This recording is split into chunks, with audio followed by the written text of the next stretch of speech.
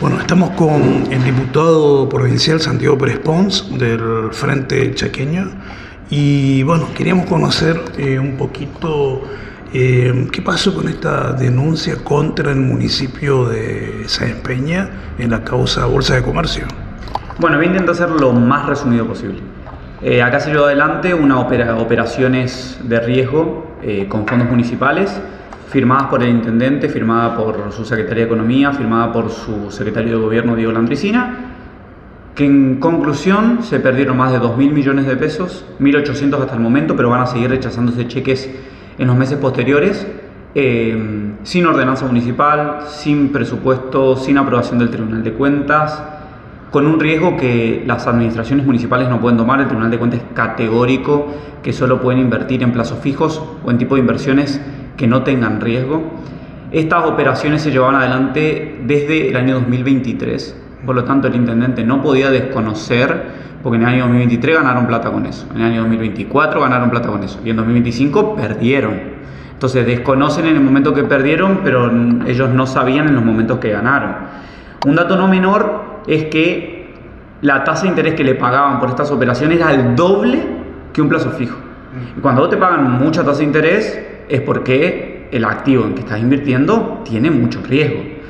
Pero bueno, hay un entramado también que tiene que ver con que Diego Landricina, mejor amigo del intendente, secretario de Gobierno, firmante de la cuenta, autorizado de manera total y en responsabilidad colectiva del intendente, no solamente administraba cuentas de terceros, tenía clientes privados, sino llevaba los fondos de la municipalidad y cuanto más invertían y más riesgo tenía la plata del municipio, él a título personal cobraba más comisiones.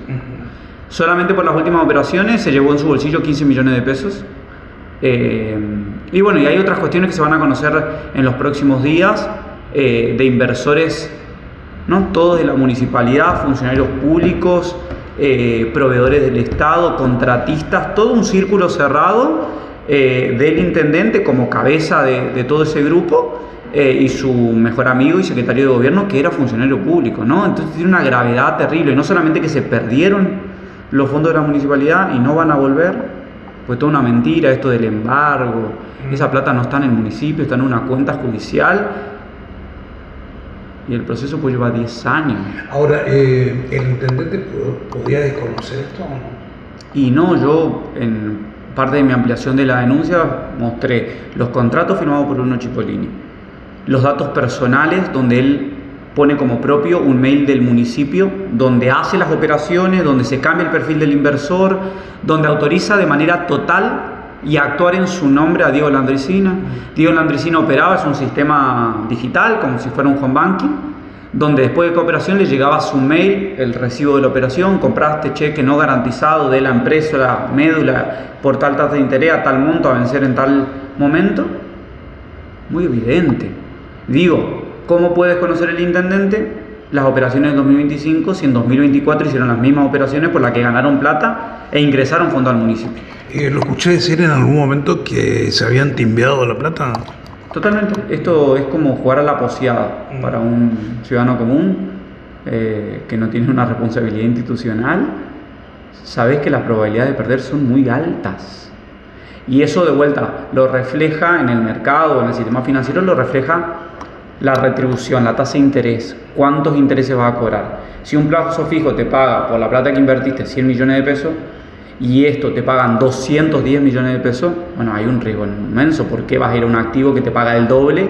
Porque tiene gran probabilidad de que no ocurra. ¿A quién involucra la denuncia? Bueno, mi denuncia involucra a 3 funcionarios, la cabeza de todo, el intendente Bruno Cipollini, intendente de la ciudad de Presencia Roque Sáenz Peña, a su mejor amigo, secretario de Gobierno y mano derecha, Diego Landricina, y a la secretaria de Economía, Alejandra Quintana. Se realizaron varios allanamientos acá en Resistencia, en la Bolsa de Comercio, en Sáenz Peña y en el domicilio de Diego Landricina, ¿no? Así es. Bueno, yo hice el día lunes la ampliación de la denuncia. En ese pedido y conferencia que hice, lo había presentado obviamente ante la Fiscalía, los pedidos de allanamiento, el pedido de detención de prisión preventiva de Diego Landricina, que les nieguen poder salir del país, y que se puedan conocer también el levantamiento patrimonial de los acusados, porque ellos tenían en este proceso retribuciones económicas por operaciones del municipio. Y bueno, el día martes se hicieron los allanamientos, no solamente en los lugares oficiales e institucionales como la Bolsa y el municipio, sino también en la casa de Diego Landricina. ¿Qué nos motivó a hacer esta denuncia? No, la motivación es mi responsabilidad y obligación, que cuando a mí me llega información de que cometieron un delito, no es que puedo decidir, yo tengo la obligación de denunciar ante la justicia, porque soy representante de la Cámara de Diputados, porque así lo dice nuestra Constitución, y me parece que también una obligación moral con los ciudadanos. Yo además soy vecino y ciudadano de Presidencial Roque Saspeña. Yo toda mi vida viví en Saspeña, sigo teniendo mi familia, sigo yendo todas las semanas, y me parece que bueno, esa doble obligación me llevó a que la sociedad pueda conocer.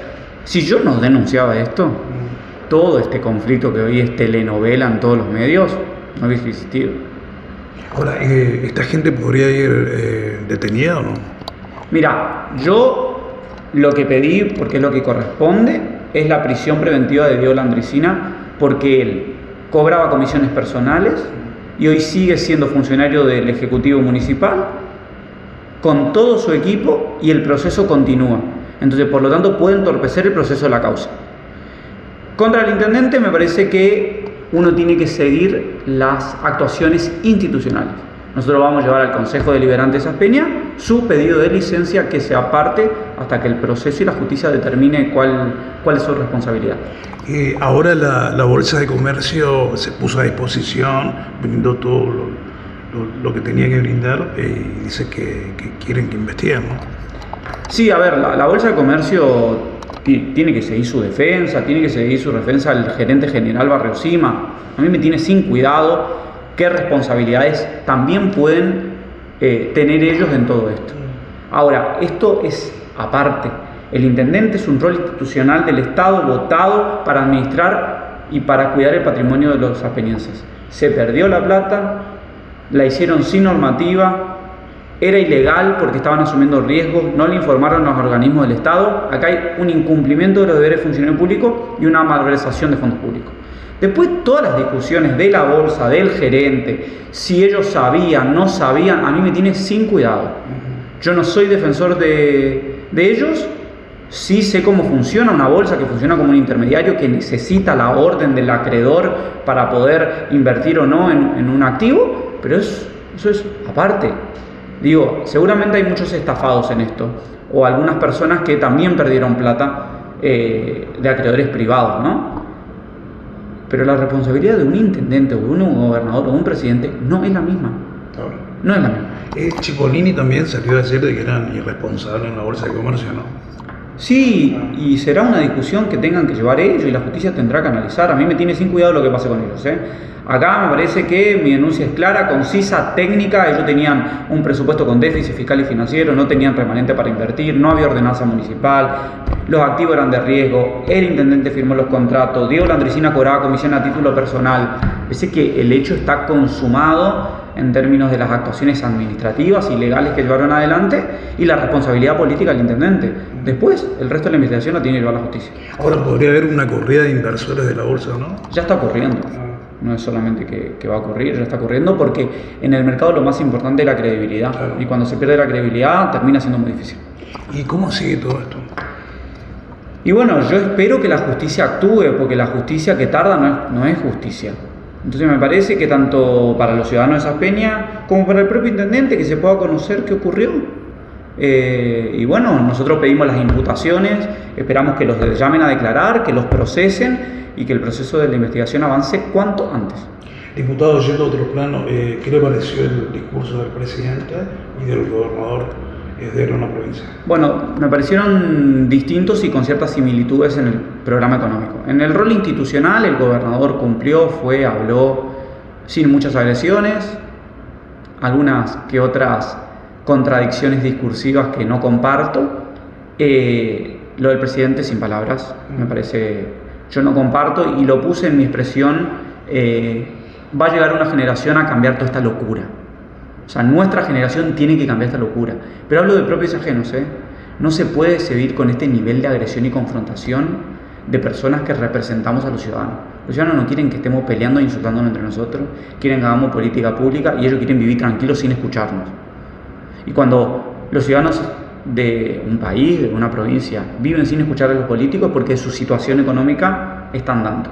Ahora, cuando nos tienen que escuchar demasiado de qué está pasando, qué vamos a hacer, cuál va a ser la política pública, es que la situación está mal. Y encima escuchan a propio y ajeno insultándose, diciéndose asesino, chorro, bobo. Me pareció una demencialidad nunca antes vista. Y de vuelta, quiero trabajar como generación para cambiar esta forma y esta locura. Y de vuelta, no lo hablo solamente de Milei, hablo de todo el arco político. Obviamente que el presidente tiene una responsabilidad mayor y debiera comportarse de otra manera, pero me parece que hay algo transversal en la política que la ciudadanía nos está pidiendo cambiar. Y con respecto al gobernador, para mí está viviendo en un mundo paralelo muy alejado de la sociedad, y me parece que él se va a ir dando cuenta la respuesta de los trabajadores, de los vecinos, de las pymes, de todo, que la están pasando muy mal y tiene que revertir su programa económico. A nivel nacional, el rumbo económico, ¿qué opinión te merece? Yo tengo pensamientos distintos. Por un lado, comparto el proceso de baja inflación, profundo, necesario, de ordenamiento fiscal, súper necesario. Ahora no alcanzamos solamente eso, porque fijémonos que la inflación bajó el primer año, este año vuelve a tener tensiones inflacionarias, los servicios están siendo muy costosos, miden mal la inflación también, fue una discusión de por qué se fue el titular del INDEC, pero independientemente de eso, la inflación es más baja que en 2023. Ahora, ¿es tan baja como necesitamos? No, pero también los salarios, las empresas no les alcanza con nivel de inflación porque están recibiendo de aumento la mitad que la inflación. Entonces termina siendo un problema, la economía no se recupera, la actividad no funciona, hay una apertura indiscriminada de importaciones que está siendo terrible, generando un caos terrible en la industria, en nuestras pymes que generan el 90% del empleo. Se perdieron más de 150.000 empleos en la Argentina, se perdieron más de 8.000 empleos en el Chaco. Complejo la situación, sobre todo el poder adquisitivo del empleo. Y me parece que el presidente no tiene un programa más de gobierno que solamente ajustar el Estado. ¿El cierre de FATE qué te dice? No, es parte de esta apertura indiscriminada de importaciones que no solamente le pasó a FATE, sino le pasó a un montón de...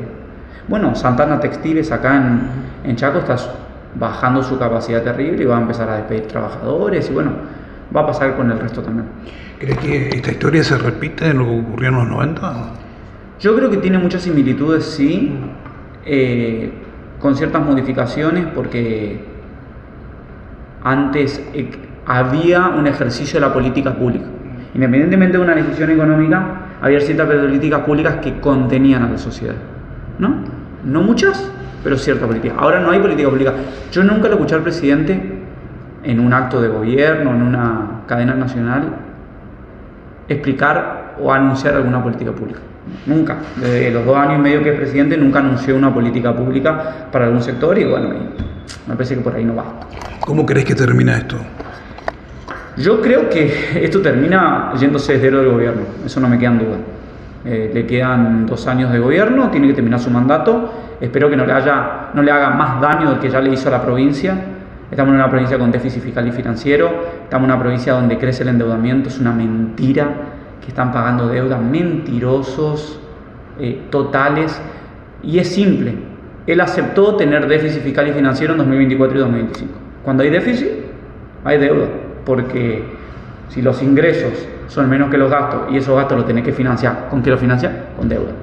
Entonces, simple, hay déficit, hay deuda. Entonces son unos mentirosos seriales que le mandan esas gacetillas al gobierno, a los medios, diciéndole estamos pagando la deuda. Cara duras. En febrero de este año, 2026, pagaron el bono o uno de vencimiento de los bonos de la gestión de Domingo Pepo. Lo pagaron emitiendo un bono más caro. Entonces, si yo le debo a A y le pido a B para pagar la A, no estoy pagando la deuda. Me estoy endeudando y a tasa más cara. Después lo que hicieron con los trabajadores, le sacaron el 80% del salario a 600 trabajadores de producción. Una vergüenza. Una locura que antes no ocurría. Le mintió a los docentes llegando, hacía cartas al gobernador Capitanich, iba a las marchas a los docentes y le sacó la cláusula gatilla hace un año. Los docentes perdieron entre 500.000 pesos y 1 millón de pesos. ¿En incentivo docente? Sí, incentivo docente que le sacó el presidente, pero el gobernador le sacó entre 500.000 pesos y 1 millón de pesos en lo que va de este momento. A los policías no llegan a la canasta básica, a los enfermeros y médicos los está castigando, perdieron 35% de su salario, las rutas no funcionan, no hay empleo en la construcción, se perdieron 11.000 empleos. Es catastrófica la situación. Y por eso lo dije en la sesión, expresé el enojo de la mayoría de los trabajadores, ciudadanos, pymes, vecinos, intendentes, todo. Entonces yo creo que bueno, el gobernador, ya que no tiene rumbo, no tiene equipo, debería transitar este proceso hasta 2027 y después entregar el mandato de gobernador. Bueno, comenzaron las sesiones ordinarias y bueno, ayer hubo un cruce entre usted y Carmen Brito por el tema de los aumentos, ¿no? Sí, en realidad ella puntualizó otra cosa y le molestó que yo diga que me pone triste como diputado que en la apertura de sesiones nuestra casa, que es la legislatura, estuvo vallada a 2 cuadras alrededor. No se podían acercar los trabajadores, no se podían acercar los ciudadanos. Y lo que más molestó, que no se podía acercar la prensa. Los medios no pudieron entrar porque el gobernador no querían que lo entrevisten. Porque cualquier pregunta, no digo incómoda, cualquier pregunta sabe que va a quedar mal con la sociedad. Entonces no tuvieron los medios, no tuvieron los trabajadores que querían reclamar, no pudieron los vecinos, no pudieron ir nuestros equipos a ver la apertura de sesiones, quienes nos acompañan a la legislatura. Una vergüenza. Y eso le molestó. Y salió con una mentira a decir que yo en el 2023 se había hecho un aumento al Poder Legislativo, que lo había hecho la expresidenta de la legislatura, Elida Cuesta, y yo no lo pagué. Eso es mentira. Salió una ley que era de incumplimiento porque técnicamente estaba mal escrita. Entonces, salió en septiembre, octubre, vamos a poner, y en diciembre nosotros dejamos el gobierno y asumimos de héroe. Claro. Y bueno, entonces, y creo que eran 3% de aumento. Pero sin importar eso, no va por esa agenda, no saben qué decir porque les molesta y saben que el electorado le está diciendo no los votamos más, nos mintieron. Entonces me parece que bueno, están con los nervios subidos. ¿Y cómo crees que va a ser el trabajo legislativo en este 2026 en Cámara de Diputados? Va a ser muy difícil, porque ellos están sin aceptar los errores, sin aceptar. Y yo tengo un mensaje, y se lo dije ayer, y eso también molestó. Yo no me voy a sentar a discutir ningún proyecto que afecte a los trabajadores, eso queda más que claro, pero yo no me voy a sentar a discutir absolutamente nada de lo que no le importa a la gente. No me van a llevar a discutir el día del animalito, no me van a llevar a discutir el día de la menstruación, no me van a llevar a discutir, no voy a ir a las discusiones donde haya tema que bueno, estamos todos de acuerdo, pero la gente está pidiendo otra cosa. Entonces yo esas discusiones no voy a dar. Y dije que voy a acompañar al gobernador en los proyectos que quiera aprobar, siempre y cuando le devuelva la cláusula gatillo a los docentes. Si él le devuelve la cláusula gatillo a los docentes, tendrá mi acompañamiento para proyectos que le hagan bien a la provincia. Si no, no voy a acompañar porque hoy las prioridades de los ciudadanos es su salario y su trabajo. Uno de los caballitos de batalla del gobierno es que se terminó con los piquetes, ¿no? ¿Cuál es tu opinión? Y bueno, creo que también desde otro punto, en otras épocas también, desde otro sector político, se impulsaba y se apoyaba el corte de rutas, ¿no? Así es. Primero, yo estoy muy de acuerdo y siempre, como lo he dicho como funcionario público, cuando fui ministro de Economía, le pedía porfa a la justicia que actúe y saque a los piqueteros de la calle. Ejemplo, Barraza y otros, los denuncié yo y esas denuncias las actuaron en este gobierno con la justicia para que esa persona esté donde tenga que estar. Así que yo estoy en eso súper de acuerdo. Ahora, hay muchos piqueteros acá que no salen a la calle pero cobran millones de pesos.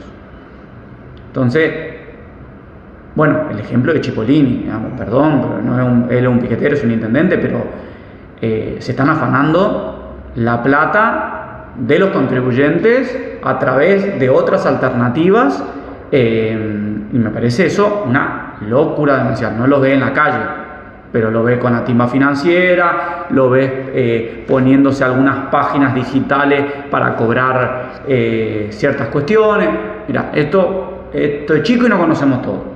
Entonces, independientemente de esa discusión, yo estoy muy de acuerdo en que las calles sean de libre acceso y que, bueno, al fin la justicia puso orden en esto.